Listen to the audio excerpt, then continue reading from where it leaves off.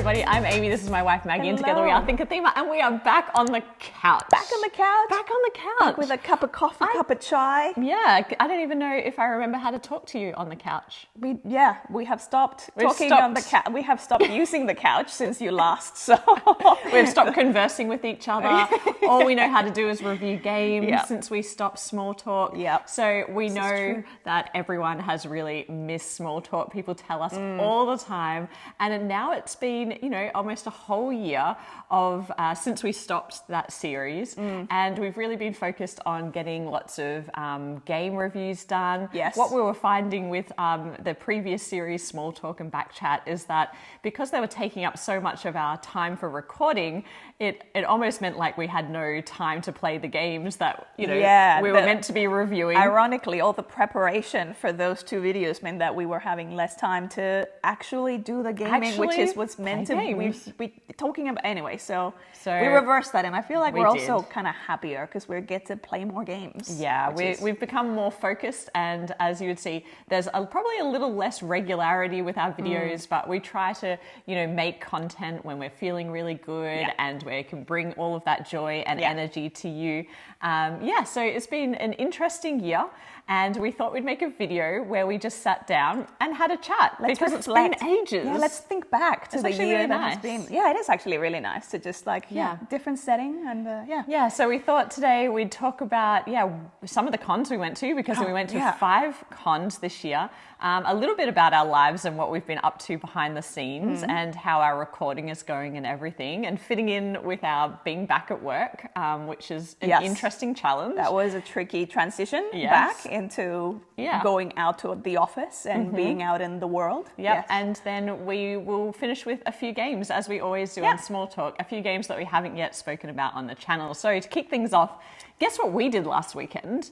We had Thanksgiving. Oh, we did too. I was like, what did we do last weekend? I'm like a goldfish. I'm like, what did I do this morning? We did have our first American meal Thanksgiving style. A bit of backstory on this. So we don't typically celebrate Thanksgiving. I mean, Australia doesn't, of course, but like us personally, we don't celebrate Thanksgiving.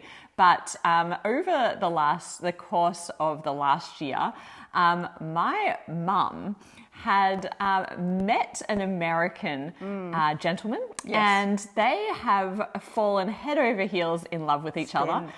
So it's been a whirlwind romance. Yeah, I was going to say, so whirlwind romance when it just sort of starts and ends very quickly, or just when it starts quickly, even if it just keeps going. I don't know the semantics of that. Yeah. But what happened is they met, and he was in Australia for a short-term work thing, and they fell in love, and so he went back to the US, sold everything, got a job in Australia, came back and proposed in the airport.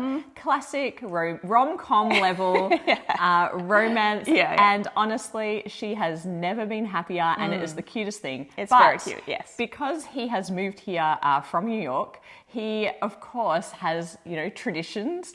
And Thanksgiving is one of them. And we wanted to make him feel super welcome to Australia. And so we threw a Thanksgiving feast. And he, before he left America, I said to him, go and buy all the ingredients for the feast, or some of them, the ones that we can't get in Australia. So what can't we get in Australia, in case you don't know this? You definitely can't get cranberry sauce in a can. No. Or pureed pumpkin. Impossible to find in Australia. That's just not going to happen. And if you make it from real pumpkin, I don't know, I kind of wanted to have that classic pumpkin pie.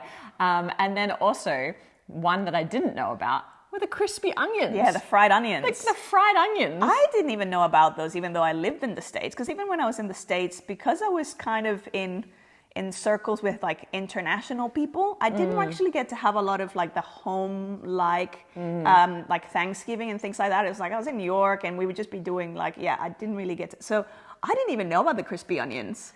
Well, neither did I. Game changer. And so he had told us about this green bean casserole, which if you're watching this and you're in America, you'll know what this is about.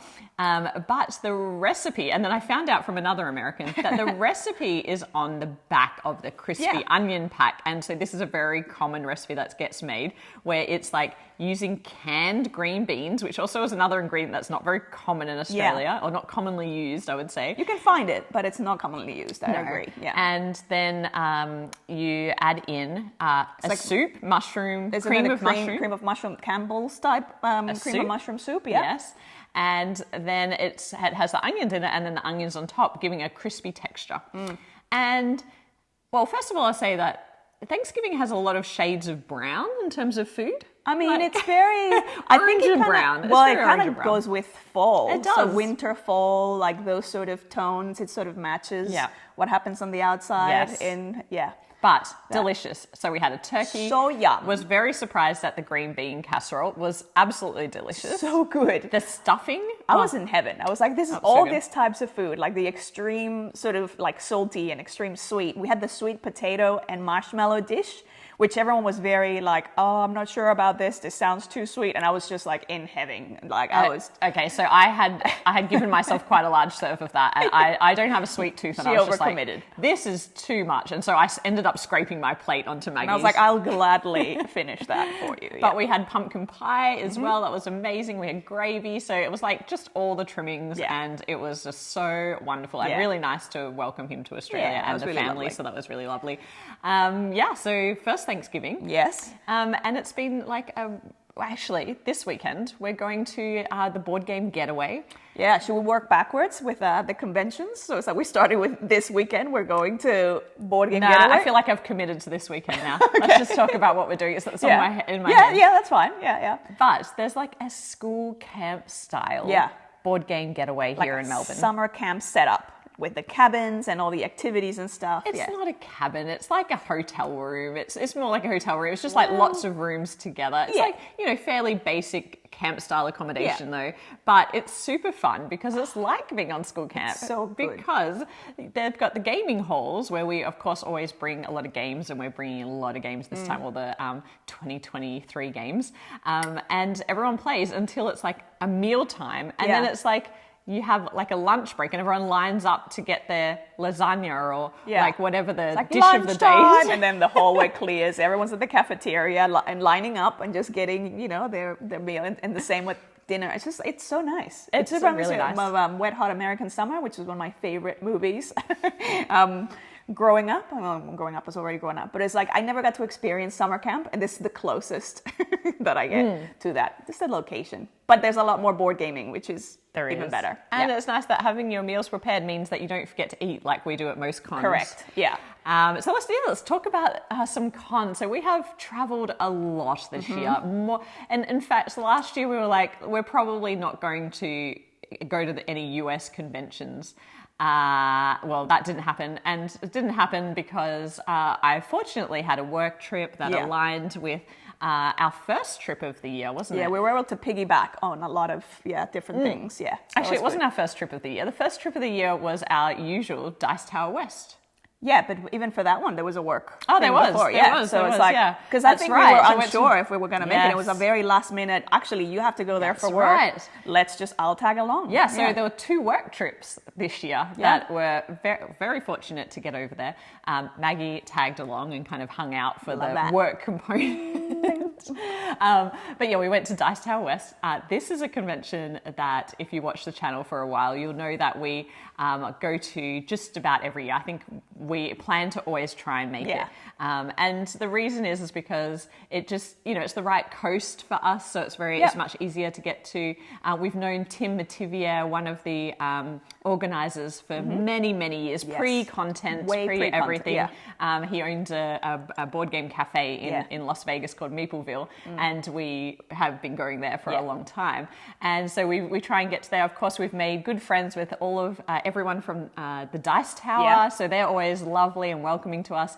And it's a real hub of it's like almost like a family reunion. It really does feel like that. Because it's like, and now that we've been several years, like you kind of feel like like a lot of people, and it's just like that catch up, and a lot of the wonderful Joey fam. So everyone that supports the channel comes, and we get to hang out, and that's just there's such a focus on gaming, on just playing games for as long as you can stay upright and with your eyes open. It is the most gaming that we do. We're not ones to stay up very late, generally. We're quite nanas when it comes to that. But at Dice Tower West, I will, be attempting to play still at 2 a.m. and then waking up at 7:30 and just being like, let's go. And I feel like we play a lot of games and I have a lot of adrenaline.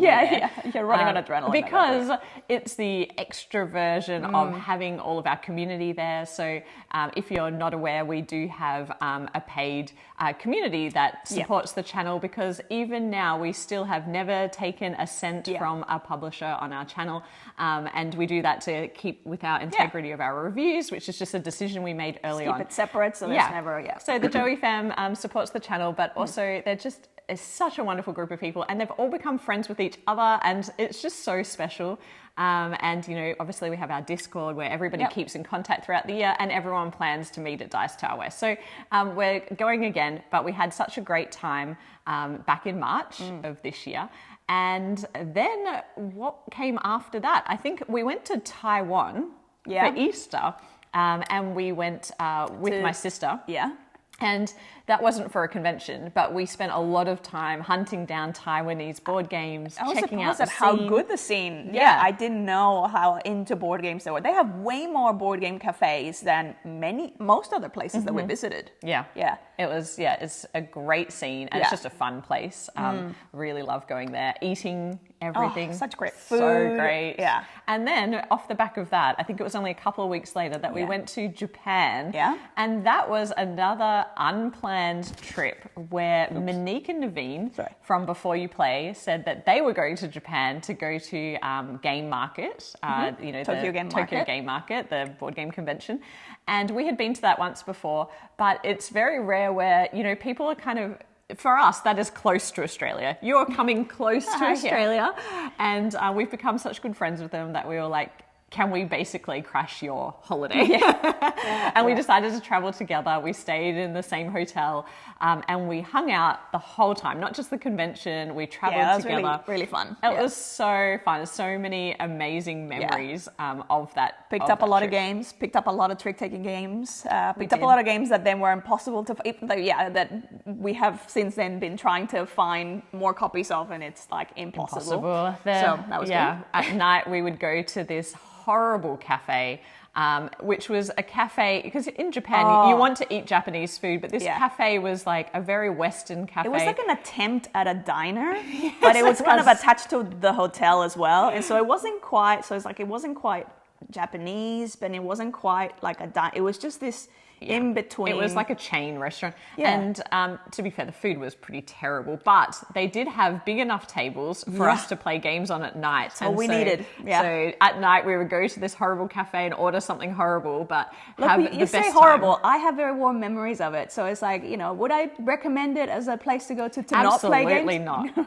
But I quite like the memory of the place. Space is at a premium in Japan, so really finding a space to sit down and play is quite difficult. So I also enjoyed, they have those like robot waiters, and there was one that was just totally like kind of bullying Naveen because he kept trying to grab the food and it would turn away, and it was like it was the most hilarious thing.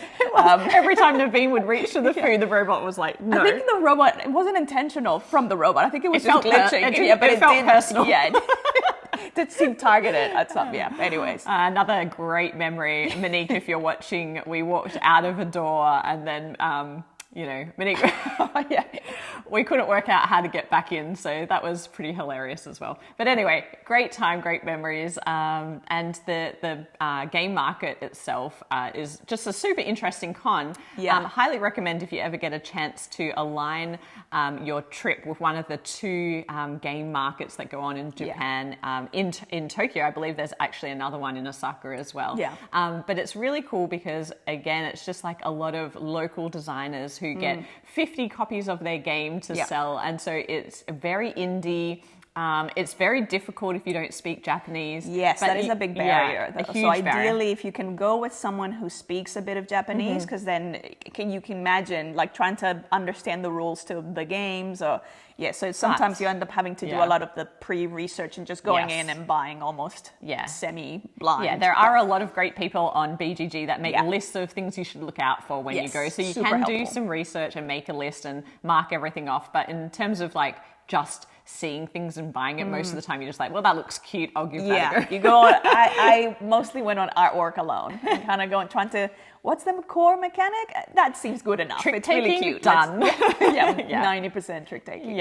And then we had a very big trip in the middle of the year because we hadn't intended to go again to Gencon this year. So we'd been last year and we're like, we don't really need to go 2 years in a row. But then this opportunity came up for me to actually work from the US for a month. And it also happened to align with another board game convention, the Level Up convention. Yes, that was another great one. Yeah, and that was running for the first time in Connecticut, which is somewhere we'd never been. Yeah. And well, I been? Had you been there? No, I don't think I had. So I lived in New York, but I never actually went. So I was in Stamford. And so we flew into New York and went up to Stamford, and great convention. Very much like it had the feel of Dice Tower West. It's more gaming focused. Yeah, you're playing games. It's mostly Alex Radcliffe's collection, so from Board Game Co., which is an incredible collection. Like that's the library, all the hotness, and all of the hotness, and all the a lot of prototypes and stuff. So it was like an incredible range of things to play, and it was obviously a lot smaller, so it actually felt really cozy as well. So I really enjoyed that. Yeah, it's a really good vibe. Yeah, it is, and it's running again in February actually. So if you are interested, it's changed locations. I believe it is actually closer to our part of the world, but unfortunately we can't get there because we're going to Dice Tower West. They're too close together now. But it was such a wonderful time just hanging out, playing games, and that was another one where we were staying up late. We played a lot of deduction games, which we don't usually like, those big social deduction games. So much fun. Lots of great memories. And then we were working and traveling, and then we went to Gencon at the other end of the trip. So that was the end of our trip, and we always have to end our trip with a big convention like that because we end up filling our bags with so many board games that it's like, well, we can't go traveling anymore. Yeah, you can't go anywhere except straight home. Straight home. And even that is a struggle with the carry-on luggage and everything. But we went to Gencon, which was excellent again. Yeah, and Gencon's a really interesting one. If you're thinking about going, to me, it is the ultimate like extroverts con. There's so much going on. Like there's so many events and activities. The exhibit hall is always really kind of packed and happening. There's so many, obviously, new games. Everyone's like promoting whatever new releases they have. But then there's also a lot of other like non-expo hall events. Like there's a huge tabletop RPG area as well, so like that's pretty much half of the convention is that, and because we're not really RPG people, we miss out on all of that. But I really love seeing all the cosplay. There's so much, and just like the energy of the people there, it's just so nice. Yeah, the energy is interesting, having the comparison of going to Gencon and then Essen, which we'll talk about in a moment. But Gencon is very, you feel the energy and the hype. The hype around the games is very palpable. The way that people line up to get into the halls, and that was a crazy disaster this year with Lorcana going on sale, and obviously it was a bit madness, but it's got that real like FOMO energy to it. Yeah, it's got more excitement, sometimes FOMO, sometimes passion for gaming. It's just definitely a higher intensity. Energy, yes. And when we're there, we very rarely play many games. What we're always doing is just walking around, meeting people. It's always wonderful to meet people who watch the channel, but also, chatting to publishers about their new games, and walking around and really just, I feel like the whole time we're just moving, and that's really the energy of that con, is like socializing. So many steps in, just incidentally. It's like, don't even have to worry about like clocking in enough. It's like, it's just like, oh, you're at 20,000 and it's 9 a.m. It's like, wow, okay. And then classically Maggie does that. I'm happy to take these games back to the hotel. And what that means in Maggie code is I'm done with crowds now, and I just need to lie down for a second. I just need a little bit of an introvert recharge time, which is really lovely, because then it's like, I'll usually just walk back, take all the stuff back, have a little bit of a rest in the hotel room, recharge, and then come back. Yeah, whereas I don't listen to my body. No. And I will keep pushing through. So when Until Maggie does she that, just I will just collapses. keep walking and walking and walking, saying hi to people. And I get so much energy out of that, even though I do collapse at the end. I think at the end of Gencon, it was like 5 p.m. on the last day. And I just lay down on the bed and passed out, and Maggie had to do all the punching and packing of the games by herself. Has happened on a few occasions. Multiple occasions. It's just not a one-off where she's like those toddlers when they have that, like, they're so tired and they really should sleep, but they just want to keep playing and they're crying, I want to keep, and it's like, you just need to sleep. I don't want to sleep.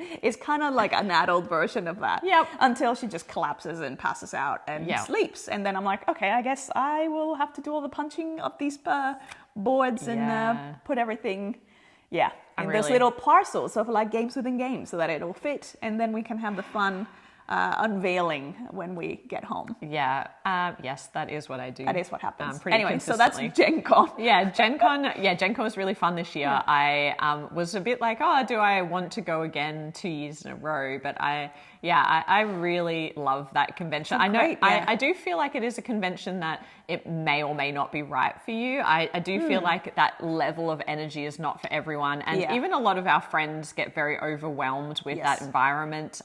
If you don't like crowds, it's just, I don't think it's a good con to go to if you don't like crowds, because everything is really crowded. If you want to try and demo a game, even getting tickets to, get demos of games, very difficult. Walking through the expo halls as well, like, it's also because the stalls are kind of closer together, so the hallways are not as wide as, like, for example, something in Essen. Like, Essen was bigger, but it also, like, in terms of just everything is bigger. But the hallways are also bigger, so even though there's more people, it didn't feel as like crowded in, so that's another consideration. We do always get some time to play games when we go to the BGG Hotness Room, which is where they have all the latest titles, and it's really nice to go in there in the evenings and get some games played. But most of the time we're just walking and chatting.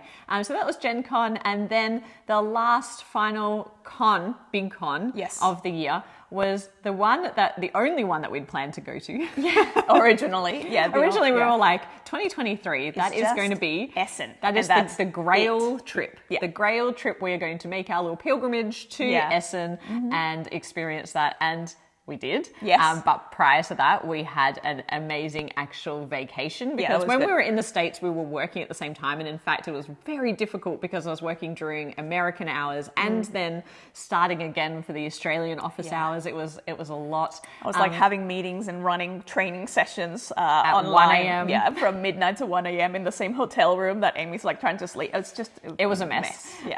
But then we got to have a proper vacation. We went to northern Italy, which I hadn't travelled around very much. You'd done a little bit of before. Yeah, not northern Italy though. Oh, actually, I'd been to Florence before. But we went to Bologna and we just travelled around. We did a lot of like day trips to some of the smaller little villages. We got to go on some foodie adventures. We went to a huge cheese festival. Cheese festival was incredible. Which is once every 2 years. The town of Bra, sort of near Turin. So but it's every 2 years. That's a must. Visit at some point if you like cheese. If you like cheese. There's a lot of cheese. It was amazing. And cured meats. We ate so much cheese that we're like, oh, we are not going to eat cheese ever again. That only lasted for like 2 days, and then we were back on the cheese train. But then we went to Croatia, which is absolutely incredible. And we'd planned to travel around, and we were so exhausted from traveling around that we just lay down and didn't get back up again. And that was exactly what we needed prior to Essen Spiel. So then we went to watching Frankfurt. Seagulls. Was it seagulls? What kind of birds was it? Yeah, big seagulls. Yeah. We went to Frankfurt, and then we made our way to Essen Spiel, and we were really lucky. And this was actually just luck. I did book well in advance, like almost a year in advance. Our accommodation at Essen Spiel was right across the road. It was so close from the convention hall, so we didn't have to deal with the the little train backwards and forwards, which is fine, and obviously it's so hard, but we were just so lucky that we checked in. We're like, the entry door is right there across the street. You could literally see it from the bedroom room, which meant it was convenient for the bringing games back. And wow, the size of Essen Spiel is scale huge. People say, it's around the same size as Gencon. It's not. No. It is far bigger. But it's like, I think it was 5 like these airport hangar style halls, just massive. Exhibitors after exhibitor after exhibitor. Actually, I think it was 6, and we were walking around and we hadn't realized that, I think for the whole first day, that we hadn't discovered 2 of the halls. So we're like, this is so big, and it's like you're missing a third. You haven't even seen a third of the whole. And then we're like, we haven't even seen the big hall, which was interesting because there was a lot of talk this year about the fact that they'd changed the layout. So people that had been going to Essen Spiel were very confused because it'd been the same way for a long time. This year they decided to group the halls or the exhibitors by type. So what that meant was all of the big Euro hotness games, they were all in hall 3, I think it was, and they were all together. And so there was like, is that hall going to be completely overcrowded? Other places are not. And then because like the family type games were in other places, the indie games were in a different area. It seemed to work out though. I did think it worked quite well because it was a good mental shortcut for if I was looking for something like they put for example, all of the kind of Asian publishers together and things like that. So I knew that if I was thinking about, I must go and pick up that game, it was, by the end of it, we were pretty good at just being like, that was probably in hall 3 or hall 2. It's almost like then you have the instinctive, like, well, then that type of game should be in this hall. And that was usually correct. So, so we were talking about in the lead up some of our anticipated, like what we were thinking this experience was going to be like. And a lot of people had said it's very unusual. It's very like culturally very like quirky. It's got a really German fun fair feel to it. And I think it actually feels a lot more like a trade show. It is very much it doesn't, even though they have there's a kind of hall where there's the food and there's other like activities and fun sort of things to do, that actually felt like quite a small part. And it wasn't as outrageous as I think I had built it up in my I thought mind. it was going to be like festival, like entertainers everywhere. And the energy overall is very much about like going there to purchase stuff, like see what's been released, what's new. There's a lot of demoing of games, so you're sitting down and playing games and usually buying them straight away. So that's more the vibe, and it's not as much like there's not really not many other events. The energy is very different. It's almost more like focused, like you're here to more serious. More serious as well. So you compared to Gencon, I would describe as just this like energetic frenzy it's almost like a celebration of gaming, of cosplay, and I wouldn't say that Essen Spiel is not a celebration of gaming. It absolutely is, but it's like a very like it's more like serious in tone, and it's like it doesn't have the FOMO feel to it, which some people I think would prefer because it doesn't have that sense of like I need to buy everything. I'm going to push everybody out of the way and like try and grab that game. It doesn't have that feeling at all. Yes, there's definitely like there are a couple of games where that kind of happens. There's definitely lining up and stuff, but it was all very civilized in a very like I didn't get the game, maybe I'll go look at something else. It wasn't it doesn't have that same level of energy, which is kind of nice, and it made it feel more relaxed. Like I never felt as though I was like having that I'm missing out on, there's so much going on over there that I need to go check that out. And at Gen Con, it's kind of like, you want to do everything. Whereas this was just like, I've got plenty of time. Intensity I've got plenty of time to lower, walk around. It's a lot more measured. So you can kind of pace yourself more naturally. As opposed to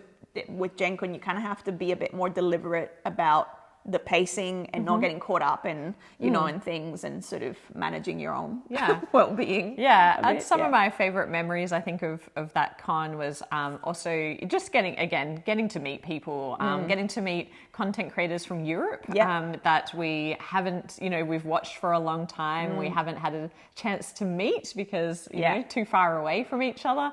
But then also just viewers and a lot of designers. So a lot of the designers go to Essen Essen and are there sometimes the whole con, just teaching and demoing stuff. So that was really cool, because they don't really, a lot of them don't really make it to the other cons, like they don't go to Gencon or they don't go to. So yeah, that was good. Yeah, and also European publishers as well. Yes. So yeah, just lots of new faces, which was really lovely. It's hard for us to get to Essen Spiel. I don't know if we will be going again for a while. It's just like, it's so expensive. It's so far away. But yeah, it was a really great time. I'd like to go again sometime, but I think it just has to be one of those... maybe every second or third year type thing. Biannual or triennial. It's just a little bit further that makes it quite difficult. And the exchange, the currency exchange is tough when you're coming in with the Australian dollar and it's like against the euro. Then you have no chance. It's like, what does this buy you? Nothing. Nothing is the answer. But it's pretty bad everywhere for us at the moment. But anyway, so those were all the cons that we've been to this year. There's no more cons for the rest of the year. People have been asking us if we're going to be at PAX. PAX Unplugged. In Philly, and that is one that a lot of people tell us is their favorite con. It's so difficult for us because it's so close to Christmas, and also it's just it's summer here, so it's a really nice time to be in Melbourne. It's like the one time that you really want to stay in Melbourne, because it's like it's so overcast or cold the rest of the time. So it's like when it's sunny, it's like, oh my goodness, this is amazing. That one's a hard sell to get us over there. It's much easier with Gen Con when it's freezing here and it's summer over there. Get me out of here. Get me out of here. Any excuse. And so just in terms of what else we've been up to, it's just been a really busy year, adjusting to, obviously we started the channel during the COVID lockdown. If you're new to the channel, you might not know that, but that was, a way with Melbourne's one of the longest lockdowns in the world, was a way for us to just stay engaged with people and do something creative, do something new. Steep learning curve as with everything else. But, now trying to fit this in around our life is a little bit trickier, but we still, I think this year has really reignited our passion again for games. We've been playing a lot more, and just finding that right balance. We record, usually it's, 5:30, 6 a.m. in the morning before we go to work. So we've got a nice routine, and then we try and keep the weekends just for playing and engaging with friends and family. It's a good balance. So I notice as well, like I'm not really a morning person, so I struggle a little bit more when we record that early. And you usually will, I don't know if you can tell, but like usually my voice is really hoarse at the start of the video, and then it just gets like lighter and lighter as things warm up. As the caffeine starts to kick in. Exactly. But should we talk about some of the games that we can't really, it's like we wouldn't really be able to cover them properly, because they're games that have a lot of spoilers, that it's almost like you can't really, as soon as you start showing anything, you'd be revealing a lot. So there's... And we're not finished any of these games either. We're kind of in the middle of these games, so we thought we'd talk about some of them. Which one do you want to talk about first? Let's talk about... Perspectives, maybe? Perspectives. Yeah, this is an interesting one. So Perspectives is a game where you are all trying to figure out, it's almost like a case, like you're trying to crack a case, and there's I believe it's 3 or 4 different cases in the three cases. So you're trying to crack a case, and the way it works is you have this deck of sort of postcard size cards, and they all have almost like photos or images or different elements of this case. You divide, without seeing them, you divide them up in between the players, and so then all you're able to do is like ask each other like what you can see from your pieces of evidence, and then you start piecing together what may have happened. So you have set questions that you need to be able to answer by the end of the session, and so you usually will be able to show, like have one image decide, someone that might say, look, I want to share my card so everyone can see it, and that's usually free. But then every other subsequent card that you're like, it'd be good for everyone to see this, you start losing points. So there is a kind of point or scoring system. It is co-op, you're obviously playing together, but it's such an simple concept, but it becomes obviously so interactive because you're just talking. You don't tend to, because everyone has different information, everyone has to share because every piece has something critical. So it's not like 1 or 2 players can just run away with it and solve it by themselves. Like you need input from but each one of the cards tends to have a lot going on in the scene. And so it's not until you start communicating with each other that you realize the important elements that you need to call out. So someone will be like, well, you know, there's this guy that's wearing this particular item of clothing, and when you hear that clothing, you're like, oh, that looks like something that's like lying on the floor in my image, and then that's when people start to realize, that's a key clue that we need to use to piece together what happened here. Yeah. And this game, more than any game I've played, maybe aside from party games, it has a lot of talking. It's all talking. It's all the talking. whole time you're just talking. There's no other mechanic to this. Yeah, but even if you're like a shy person, it's like you're talking about what you're seeing. Yeah. And then you're trying to like piece it all together without sharing the image. And one of the little things about it is that between the group, you get to choose one image that you can reveal between all of you, between the 12 cards or whatever it is. Choose one that we can all look at together. And so if you're talking, you realize that someone has actually a really key piece of the puzzle or something that's quite hard to work out. Yeah. Then they might be like, let's use this as our one thing that we can share. And the way that it works is there are different kind of questions that get asked of you throughout the case, and the more of those that you get right, the more points that you'll earn throughout that case, and then at the end you'll have a particular score, and you lose points if you have to share more than one image with each other. It's a really interesting game. Matthew Dunstan is one of the designers who has done a lot of roll and write some really interesting games, Australian, and I forget the name of the other designer, so maybe we can add it in here in text, but that designer did the Sherlock Holmes series, which a lot of people love. We haven't played, but a lot of people love kind of that working backwards, trying to find out whodunit style. And there's a lot of variety in the topics of the cases here, so they're not just all like a murder mystery. It's kind of like different scenes and settings, which I really enjoyed. The illustrations are beautiful and really well put together. So I've really been enjoying it. And for someone like, I don't tend to enjoy games where you're having, like if you're doing a lot of talking, but you're having to like create something or invent something, like there's none of that here, because it is just trying to communicate what you can see or ask questions of, can you see this element, or can you see anything about this? I really enjoy that. So it ends up being a fairly, even though you're talking a lot, I find it very relaxing, and it's just like you're kind of connecting, and you're just sort of. I really liked it too. It surprised me how much I liked it. I think it's because it's so simple. It's just like you, and the way that it scales is depending on however many players you have, they get more or less cards. So of course it becomes more difficult and chaotic if you have a lot of people who only have like a couple of clues each, because working out how they all piece together is going to take a long time. Maggie and I played one of the cases, just her and I, and of course that meant that we both had like half of the clues, and so that was like a bit easier because you see more of the context, and so you understand quicker how it's all going to piece together. So we've only played 2 out of the 3 cases, but I've really enjoyed it. They have the intro cases like using the box, which is a really interesting no spoilers, but it was really interesting. And that's actually been sort of one of the criticisms. Some people kind of have only played that and gone, this seems like too simple. And I feel like it was a cute thing to add, but it does not give you a good or full idea of what the game itself actually ends up. I liked it, but I think it's almost like don't judge it based on just that one demo sort of case, that kind of like the teaching case, because the actual experience of playing the other cases is way more complex and actually quite richer. Challenging. Some of them are some of them even, we've only played 2, but both of them were challenging in different ways.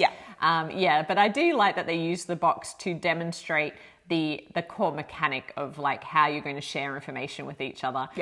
But I agree, it's far simpler than the actual cases. So that's been really fun. That's a brand new game called Perspective. So check that one out if you enjoy that kind of case solving. The next one we've been playing a lot of recently is called Emerald Flame.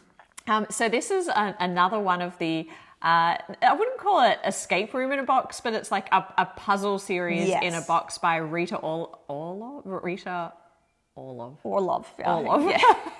was like, is that a singer? Sorry. I was getting that confused for a second. But Rita is just an absolute mastermind when it comes to puzzles. Like So, we Light in the Mist was the first, our introduction to this sort of games, which is tarot card based or driven game. And the puzzles in it were so creative. Yeah. The way that everything kind of intertwined. It wasn't your average, like escape room type puzzle where you're like, I'll find this code or find, it's like, it was just so well done and so much integrating. So with that one, it was all about like the way the illustrations sort of helped bring the puzzles alive. Mm-hmm. With Emerald Flame, I feel like it's again, no spoilers.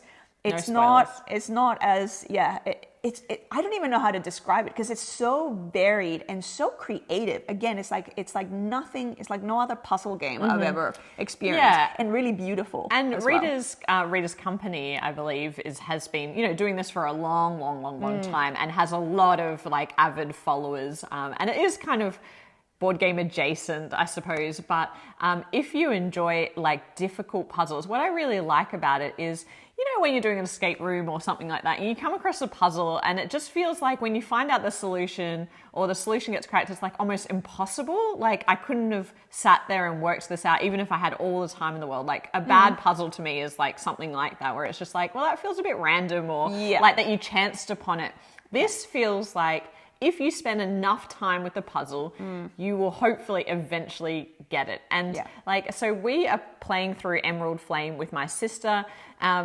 She's an engineer. She's very bright. And between the three of us, we have very different perspectives. And between the three of us, we'll sit down to a puzzle. And sometimes it feels impossible. Like we will be like, I don't know what we're looking for. And then someone will mention something. And then someone's like, oh, maybe if we look at it this way, or maybe if we use this in a different way to what we're thinking. And it's amazing because by the end, we crack it and it's so satisfying. It's very satisfying. And I feel like often it's interesting because when we play with the same group of people, a lot of escape room type or puzzle games are a lot more almost like logical. And so I don't tend to be as good at those, or I find that I sometimes struggle to contribute. This, I feel like I can contribute a lot more because it's almost like the way to solve these it's more coming from a creative way of thinking or approaching something that unlocks. It's very hard to explain. It is hard to explain. And there's a good mix of variety of puzzles too. So it's not just always like you've got to crack a code or a number or something like that. There's a physicality to some of them as well, which is wonderful. But also, just like the tarot Light in the Mist, Emerald Flame, beautifully illustrated. Yeah. And it makes you feel like you are immersed in the theme. And, if you're sorting through pieces. Every component is so thoughtful. It is. Like every element feels like kind of not just purposeful. Yeah, very purposeful and kind of almost like handcrafted. Yeah. And I know that some of these games can be quite expensive, but there's so many. Well, first of all, developing these games would take so much time, and the pieces, of course, is just like a lot of work goes into it. But also, you spend so many hours in it. So we're working our way through Emerald Flame, and each like envelope, because it's kind of in chapters, is taking us multiple hours, and it's just going to last for a long time. But we're all like so excited to sit down and play it again. And it's such a magical experience as well. Like that satisfaction of like, it's the satisfaction of solving it, but also this just like delight of like, that is so like such a clever way of putting that puzzle together, and so there's like levels of enjoyment. Yes, for me. So if you want a challenge, it's perfect holiday style thing to be doing when you've got all the time on your hands and you want to sit down and crack something together. I mean, we don't even cooperate in games, but for some reason these puzzles just like I don't know. I'm just enjoying working our way through her catalog. It's brilliant. Yeah. So that is Emerald Flame, and the final game that we'll talk about is My Island. It's muchly anticipated. Yeah, so this was, we were very lucky to get a copy of this at Gencon. And ever since, which we haven't spoken about on the channel, we have been working our way through the game sporadically. It's quite long. Like, it is long. Many, and so many like sessions. Yeah. And then it's like, okay, so we're probably mostly done. It's like, we're halfway through. Like, I think at one point Maggie said, we could probably finish off the rest of this tonight. And my sister and I are like, no. Yeah. we had, this is a Reina Knizia game. It is a follow-up from My City, which was a polyomino tile game. Yeah. Funny story about that is in My City, we played this with my sister as well. And the three of us have been playing through this campaign, and we got 3/4 of the way through and just stopped. And we now I don't even know if it's like, was it 3/4 of the way through? Like, yes, it was with that one. Yeah. But it's like, now I'm like doubting everything. Because it's like, these chapters are numbered. I feel like you can't situate yourself. I'm so lost. Anyway, we kind of lost our steam for My City. And in playing My Island, a similar thing is happening. So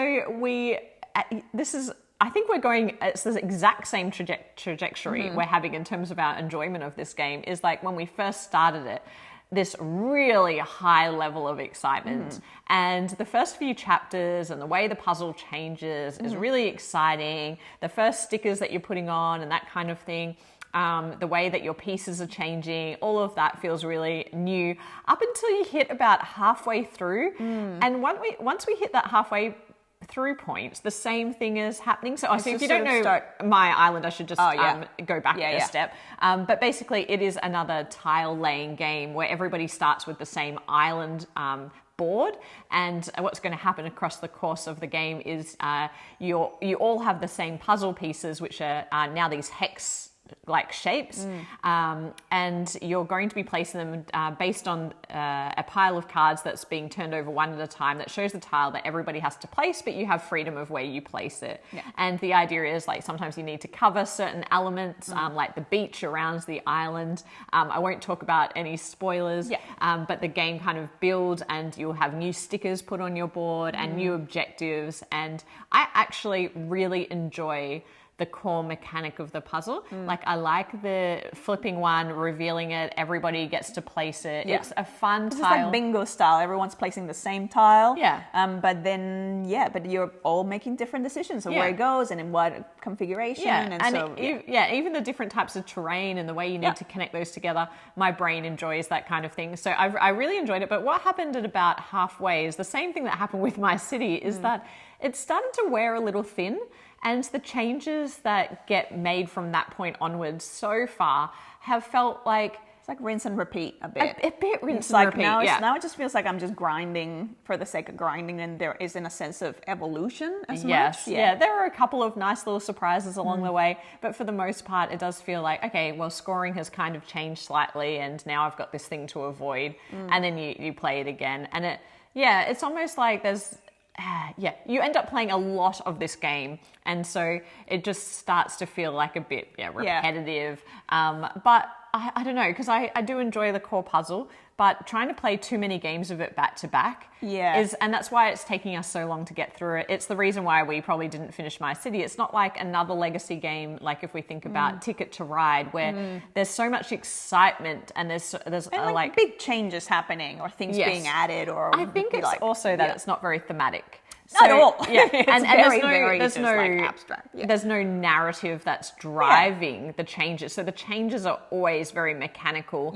And it's not like, oh, I can't wait to see what happens next. It's just like, this time this puzzle changes. So if you enjoy that, and you're not a big fan of like having that through narrative, then you won't care about that. You have no real investment in any sort of overarching narrative or what happened. It's just like, it feels a bit random. It sort of feels a little bit more arbitrary as things are kind of changing. I find that I usually enjoy really like polyomino type puzzles, and this one is like, I sort of start feeling engaged, but then I lose steam even halfway through a game session, particularly if we're doing some back-to-back. But I can see how this would be really good for people that enjoy that. We'll just have one game a night, and just like space it out. And that's the thing that we like, sit down and do this. So I can see from that point, but that's just not our playing style or playing preference. Like if we're going to sit down, like we like a lot of variety. And this is, so I guess on the good side, this game has a lot of gaming time in it, because it's like you have all these scenarios and all this, but for us it then becomes too repetitive, because we kind of want to experience the whole thing and then sort of move on. If you compare it to the other games that we've spoken about here, like even Perspectives and Emerald Flame, I feel like when I open a new chapter, it's like something completely new, and there's that like spike in like interest of like, wow, this is like different, and you get that hit of discovery. Wow, what's this new thing? Whereas with my island, it's just like, oh, okay, like a new rule that changes things slightly, and what were the rules that we learnt before, and how does this all fit together? So yeah, it's interesting, but again, it's more relaxed. So I think because if you're the kind of person that just wants that sort of chill, we sit down, we have our it's nighttime cup of tea, and like then that would really suit that playing style. We haven't finished any of these, so this can't is give them a rating as well. And this is very preliminary thoughts. Just thought we'd be sharing that while we're playing these big Euros and of course working our way through all the big titles of 2023, because we're working towards what are our best games of 2023. So we've been really excited doing that, but also in the background we have been playing these games that like just have been really fun and like a really nice experience with our friends and family, and we haven't had the opportunity to talk about it, so wanted to share those with you. Spice of life. Lots of variety. But that's basically it. We just wanted to reach out and have a proper chat, because it's been a while, and we apologize that we haven't done more content like this. I know that some people like to listen to content like this when they're driving in their car. Don't watch while you're driving, just listen. Listen and pay attention to the road, please. Yes, focus on your driving, please. But since it's December, also just want to say thank you everybody for another year of support, especially to the Joey fam, but also to all of, there's been a lot of new viewers coming through, and when people discover the channel, they always write such a lovely comment about what they see as what's different about our channel, and we appreciate that so much. We've been working. Are terrible at replying to those comments, but we see all of them, and we really appreciate them. Don't stop. Like we really love those. And we've been working really hard to try and get better at our reviews, get more succinct, which is always our problem. As I look at the time here, and we've got another hour video. We ramble on and on. We do. But we're always open to feedback about like what we should focus on next year, what you'd like to see more of from the channel, and we'll do our best to accommodate, because this is just really our passion, our love, our joy. And we hope that you all have a wonderful holiday season with your friends and family, and we'll be back with more board game content soon. But otherwise, bye for now. Bye.